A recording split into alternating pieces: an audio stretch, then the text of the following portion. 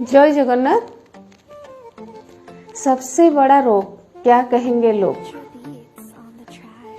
आमे जेतेबेले किछि करिबा आरंभ करि दियंती सेतेबेले देखिबे लोकंकर कहिबा मध्य आरंभ हो जाए।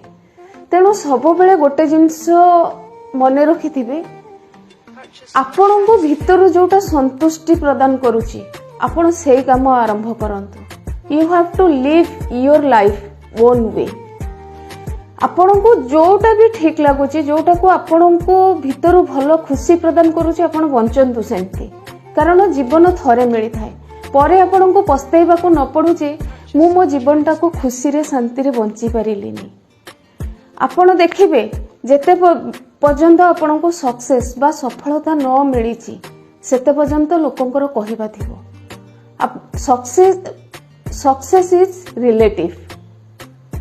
मोर the success more the relative. आपण देखंतु आपण को जेतेबेले सफलता मिलिबा आरंभ करि जिवो सेतेबेले देखिबे आपण जहां को जीवन रे केबे जानि भी नथिबे पिला बेलु आपण जहां ना सुनी भी नथिबे आपण को सेही रिलेटिव सेही बंधु बांधव माने सृष्टि होबा आरंभ करिवे। तेणु केबे लोकंक कथा सुनंतुनी। जो जिंस आपण को ठीक लागुची निजको भीतर खुशी दउची आपण सेंती बंचंतु। कारण लोकंकर काम होची